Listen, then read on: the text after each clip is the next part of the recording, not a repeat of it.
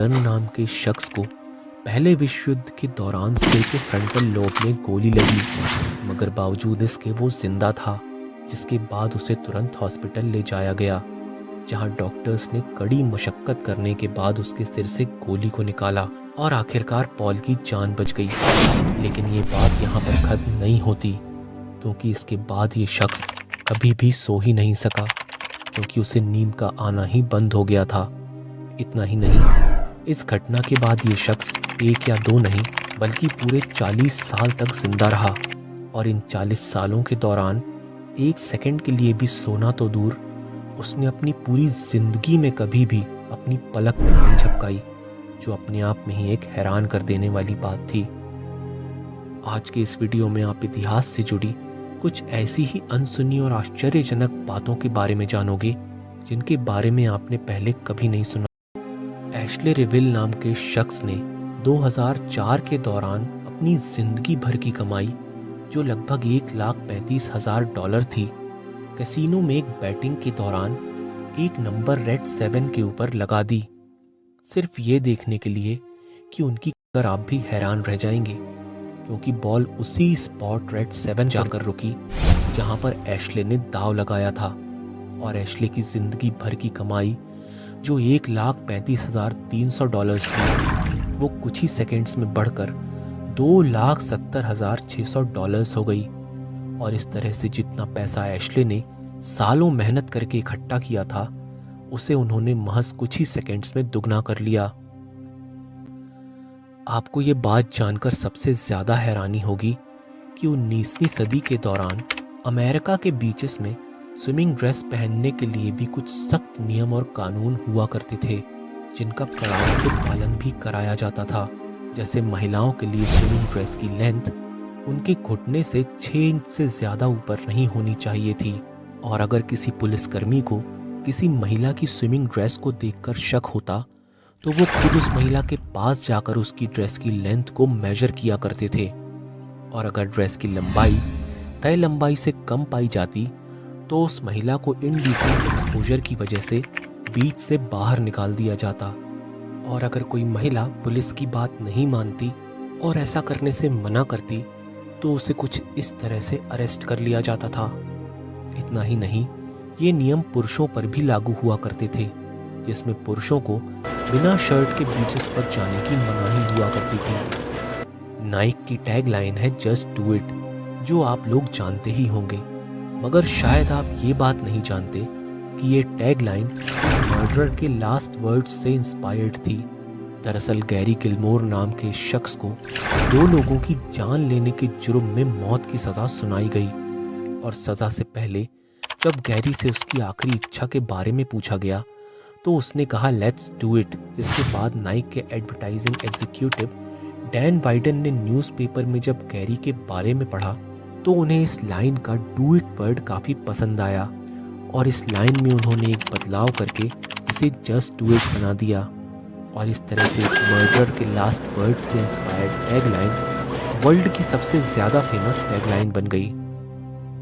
John डिलिंगर नाम के शख्स की कहानी किसी फिल्म की स्क्रिप्ट से कम नहीं थी, जो एक शातिर लुटेरा था। अपनी गैंग डिलिंगर गैंग के साथ मिलकर इसने 1 या 2 नहीं बल्कि 24 बैंकों के साथ 4 पुलिस थानों में भी लूट को अंजाम दिया था। FBI के रिकॉर्ड्स के मुताबिक लेक काउंटी जेल में सजा के दौरान डिलिंगर ने अपनी रेजर का इस्तेमाल करके लकड़ी की एक नकली पिस्तौल बनाई, जिसके जरिए वह जेल से फरार होने में भी कामयाब हो गया। और ये कहानी यहाँ पर खत्म नहीं होती। इस घटना को अंजाम देने के बाद उसने अपने चेहरे की प्लास्टिक सर्जरी करवाई, और साथ ही अपने फिंगरप्रिंट्स तक को बदलवा लिया। आपको ये बात जानकर हैरानी होगी कि पुलिस ने इस शख्स को ढूंढने में 1 साल में जितने पैसे खर्च किए थे, वो जॉन की लूटी हुई रकम से भी 4 गुना ज्यादा थे। अपने शुरुआती दिनों में फेसबुक ने अपने ऑफिस को पेंट करने के लिए एक पेंटर को 4 या 5 लाख नहीं बल्कि पूरे 1500 करोड़ रुपए दिए थे। दरअसल 2005 में फेसबुक के प्रेसिडेंट सीन पार्कर ने डेविड जो नाम के ग्राफिटी पेंटर को फेसबुक के हेड ऑफिस को पेंट करने का काम सौंपा। डेविड ने इस काम के लिए फेसबुक को 45 लाख रुपए कोट किए। लेकिन उस दौरान फेसबुक एक स्टार्टअप कंपनी हुआ करती थी, जिसके लिए ये एक बड़ी रकम थी। इस वजह से फेसबुक ने डेविड को 45 लाख रुपए ना देकर उतनी ही कीमत के शेयर देने का ऑफर दिया, और डेविड ने उनकी बात मान ली और ये ऑफर एक्सेप्ट कर लिया। और आपको जानकर हैरानी होगी कि इस बात के 7 साल बाद जब 2012 में फेसबुक ने अपना आईपीओ लॉन्च किया,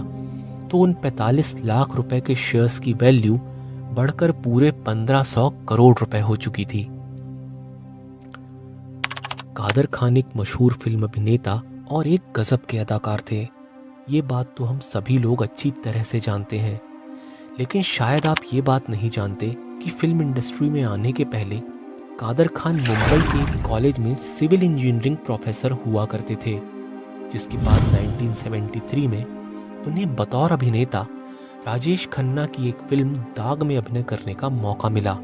जिसके बाद उन्होंने कभी भी पीछे मुड़कर नहीं देखा। फिर चाहे वो विलन का किरदार था, सीरियस रोल था या फिर कॉमेडी, हर रोल को उन्होंने इतनी शिद्दत के साथ निभाया जिसे देखकर लगता था कि मानो ये रोल उनसे बेहतर कोई कर ही नहीं पाता। निकोला टेस्ला एक महान साइंटिस्ट थे, जिन्होंने उनके पेटेंट किए हुए आविष्कारों को भी बिना किसी ऑब्जेक्शन के दूसरों को इस्तेमाल करने दिया। बैटरी और रडार उनकी कुछ बेहतरीन इन्वेंशंस में से एक थे, लेकिन इसके बावजूद उन्होंने अपनी जिंदगी के आखिरी दिन बेहद गरीबी और अकेलेपन में गुजारे। उस वक्त उनके साथ अगर कोई था तो वो था उनका पालतू कबूतर, जिसे वो बेहद चाहते थे। अपने आखिरी दिनों में गरीबी के चलते उन्हें अपने कई प्रोजेक्ट्स और रिसर्च रोकने तक पड़े, और अचानक एक दिन वो न्यूयॉर्क के एक सस्ते होटल में मरे हुए पाए गए। उनके कई आविष्कारों को चुराकर जब दूसरों ने अपने नाम पेटेंट करवा लिया, तो उनके शब्द थे, मुझे इस बात का दुख नहीं है कि उन्होंने मेरा आइडिया चुराया, असल दुख तो इस बात का है कि उन लोगों के पास खुद का अपना कोई आइडिया ही नहीं है। तो आज की वीडियो में बस इतना ही। अगर वीडियो आपको अच्छा लगा तो इसे लाइक और शेयर ज़रूर कीजिएगा।